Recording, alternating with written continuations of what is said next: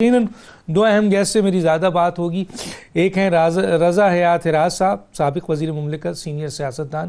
آپ کا بہت شکریہ سر، آپ نے جوائن کیا. دوسرے ہیں شیخ وقاص اکرم صاحب، سابق وفاقی وزیر، سینئر سیاستدان. آپ کا یہ بہت شکریہ. سب سے پہلے میں آ جاتا ہوں جناب شیخ وقاص صاحب کی طرف آ جاتے ہیں. چلیں شیخ وقاص صاحب، موجودہ صورتحال آپ کے سامنے ہے.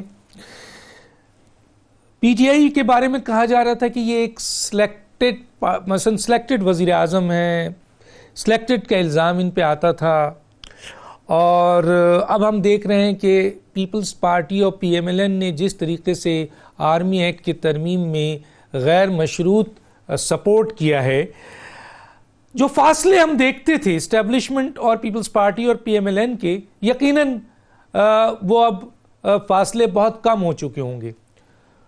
تو اب اس سلسلے میں آپ کیسے دیکھتے ہیں پی ٹی آئی کہاں کھڑی ہوتی ہے؟ اب پی ایم ایل این اور پیپلز پارٹی سیاست میں اور عوامی لیول پر کہاں کھڑی ہوگی، کیسے دیکھتے ہیں سر؟ دیکھیں ڈاکٹر صاحب، پہلی بات تو یہ ہے کہ لفظ سلیکٹڈ سے شروع کرتے ہیں.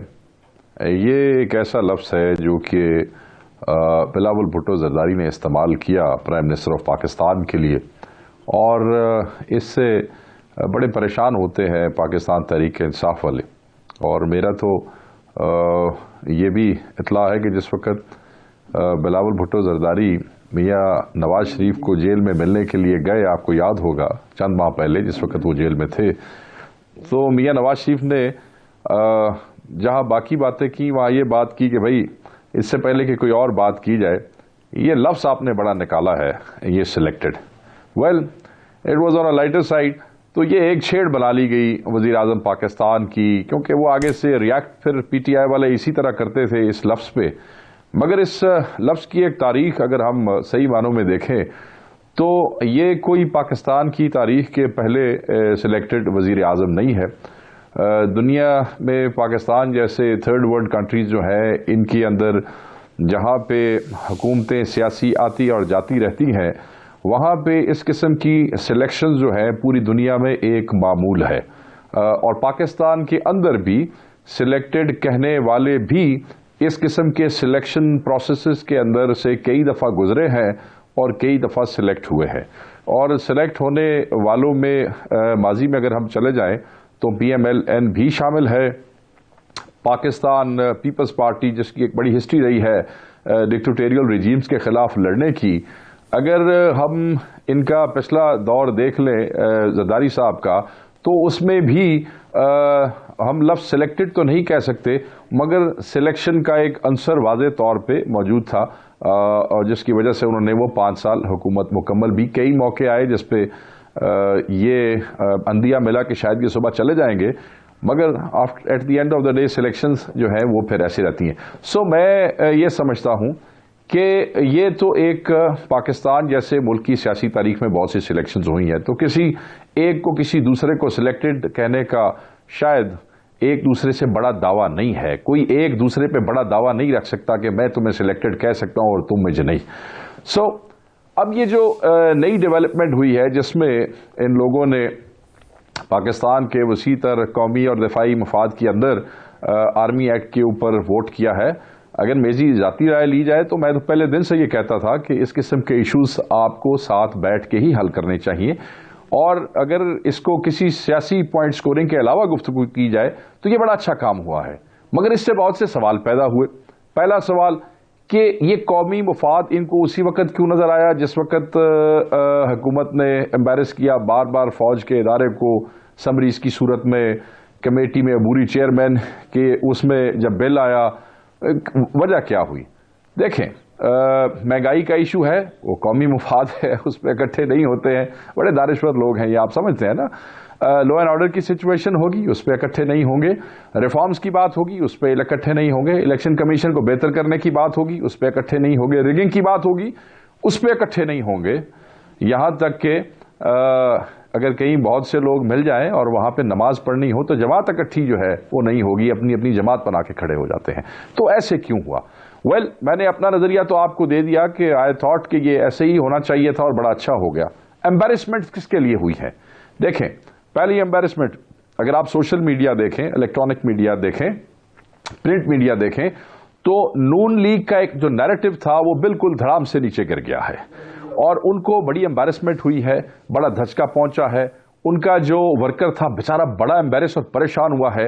ایک ہی آس لے کے وہ کھڑے تھے کہ سرکار کہتی تھی کہ یہ سلیکٹڈ ہے, ہم سلیکٹڈ کے خلاف لڑیں گے اور آخر تک لڑیں گے. یہ نون لیگ کا شور ہوگا تھا جو ان کی ٹاپ لیڈرشپ سے لے کے نیچے تک تھا. اور پھر ہم نے دیکھا کہ ایک دو دن پہلے جس وقت ان کی قیادت نے غیر مشروط طریقے سے اس بل پہ, which was a good thing, میرے دیکھنے میں اچھا کام کیا انہوں نے, ان کو ایسا ہی کرنا چاہیے تھا. جب انہوں نے سپورٹ کر دیا تو پھر نیچے ورکر ہو گیا تباہ. وہ ایک بہت بڑی شرمندگی, اس کے اوپر انہوں نے کوشش کی کہ اس کو کور کیا جا سکے, مگر وہ کور نہیں کر سکے. یہی بات مجھے یاد ہے الیکشن سے چند مہینے پہلے 20-25 MNAs, میں اتفاق سے میں بھی اس وفد میں شامل تھا, میں MNA نہیں تھا, ہم گئے رائیونڈ, میں خود اس میں شامل تھا. میاں صاحب کو بہت سمجھایا کہ ہمارا اس فوج سے کوئی جھگڑا نہیں ہے, یہ ہماری اپنی فوج ہے, ہمیں ایسا نہیں کرنا ہے. میں اب آپ کو میٹنگ کی ڈیٹیلز تو نہیں بتا سکتا, وہ امانت ہے, مگر ہم ناکام ہوئے اور ہم ان کو یہ بات نہیں سمجھا سکے. ہم انہیں یہی کہتے تھے کہ آپ صرف لب کشائی جو ہے وہ نہ کریں, فوج کے خلاف بات نہ کریں, ہمارا جھگڑا سیاسی جماعتوں سے, ہمیں ان سے لڑنے دیں. مگر آپ دیکھیں کہ آج فیصلہ وہی ہوا. دوسری امبیرسمنٹ جو ہے وہ پیپلز پارٹی کے لیے ہوئی, اور پیپلز پارٹی کے لیے آپ دیکھیں کیا ہوئی. اتنی بڑی اسٹرگل, سلیکٹڈ, سلیکٹرز, ایک تقریر دوسری تقریر, انہوں نے اپنے ووٹر کو بھی کوئی منہ دکھانے جوگا نہیں چھوڑا ہے, اور یہ بھی غیر مشروط. تیسری جو معاملات تھے وہ تھے پی ٹی آئی کے. پی ٹی آئی کو ہم کہتے آ رہے ہیں کہ اپوزیشن کے ساتھ بیٹھ جاؤ, اپوزیشن سے مت لڑو, بےہودگی جو بےہودہ زبان ہے وہ استعمال نہ کریں, ایگریشن استعمال نہ کریں. آپ نے ان کے ساتھ بیٹھنا ہے, اور آخر کار ان کو بیٹھنا پڑا. آپ دیکھیں کہ ان کے جو انٹلیکچوئلز ہیں ان کے بھی بہت سے ایسے بیانات ہیں جو کہ اس سارے معاملے کے اندر ہمارے سامنے آ گئے. یہ کام اچھا ہو گیا, مگر اس کام کے نتیجے میں یہ تینوں پولیٹیکل پارٹیز ڈاکٹر صاحب ایکسپوز ہو گئی ہیں. صاحب پہلے آ جاتا ہوں جناب رضا حیات حراج صاحب کی طرف. رضا صاحب, جیسا کہ آپ نے سنا کہ نیریٹو کی بات ہوئی تھی, پیپلز پارٹی اور پی ایم ایل این کی نیریٹو ہم بہت دنوں سے سن رہے تھے, پچھلے دنوں بہت سخت سنا تھا, خاص طور پہ اسٹیبلشمنٹ کے حوالے سے. لیکن جب یہ غیر مشروط بہت بڑا ایک فیصلہ کیا تو یقیناً سر وہ ایکسس کھل گیا, اور کہا یہ جا رہا ہے, بہت اہم لیول پر بھی یہ کہا جا رہا ہے کہ یہ دونوں سیاسی جماعتیں بھی اب اور اسٹیبلشمنٹ بہت قریب آ چکے ہیں. اب کیا کیا ہوگا وہ آپ زیادہ بہتر جانتے ہیں, قریب آنے سے ان کو کیا کیا بہتری ملے گی, مراحت ملے گی, یہ ملے گی. لیکن میرا ایک سوال یہاں پہ اور بھی ہے, وہ ٹرن کر کے میں پوچھنا چاہتا ہوں کہ ان کی قربت کے بعد اسٹیبلشمنٹ سے 16 مہینے کی کارکردگی ہے اس موجودہ حکومت کی, جس کے بارے میں لوگوں کا, میجورٹی آف لوگوں کا خیال ہے کہ بہت بہت بری کارکردگی ہے. تو پھر پی ٹی آئی اب کہاں کھڑی ہوگی سر؟ اب پہلے تو پی ٹی آئی بہت کلوز تھی, اب تو اور جماعتیں بھی کلوز ہو گئی ہیں, تو اب کارکردگی پہ پی ٹی آئی کہاں کھڑی ہوگی, اس کا مستقبل کیا ہے sir? Very important question. Doctor صاحب تھینک یو ویری مچ. ہاں ڈاکٹر صاحب, آپ کو یاد ہوگا جب لاسٹ ٹائم بھی ہماری آپس میں بات ہو رہی تھی تو میں نے آپ کو ایک گزارش کی تھی کہ جب کشتی کا وزن بڑھنے لگے سمندر میں تو وہ اپنا ہی وزن اٹھا کے سمندر میں پھینک دیتے ہیں, جس کو جیٹسن کہتے ہیں سر. اب فرینکلی سپیکنگ میرے خیال میں تو یہ جیٹسن کچھ نہ کچھ تو کوئی نہ کوئی ضرور ہوا. جو باتیں میرے بھائی وکاس نے کی بالکل ٹھیک بات تھی, ان کی بات کوجنٹ ریزننگ کے ساتھ انہوں نے باتیں کی, ان کو میں دہرانا نہیں چاہوں گا.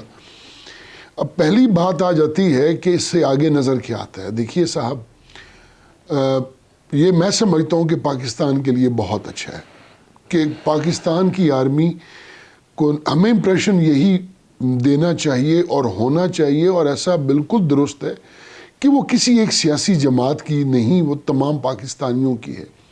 اور اس میں وہ جماعتیں بھی جو اپنے آپ کو سو کالڈ اینٹی اسٹیبلشمنٹ کہتی ہیں, ان کو بھی یہ سوچنا چاہیے کہ یہ آرمی ہماری آرمی ہے, ہمیں ان کے لیے یہ کام کرنا چاہیے. بات یہ ہے کہ یہ جو لیجسلیشن ہوئی ہے یہ پرسن سپیسیفک بھی ہے اور یہ انسٹیٹیوشن سپیسیفک بھی ہے. اس لیے پرسن سپیسیفک یہ بن گئی اس حکومت کی نالائکی کی وجہ سے کہ ان کے پاس ایک بھی ایسا آدمی نہیں تھا جو اس کی سمری کو پراپرلی ہینڈل کر سکتا. عدالت میں کیوں معاملہ گیا, ماضی میں کیوں نہیں گئے, کیوں 3 دفعہ سمریز بھیجی گئیں اور پھر ان کو واپس وڈرا کیا گیا.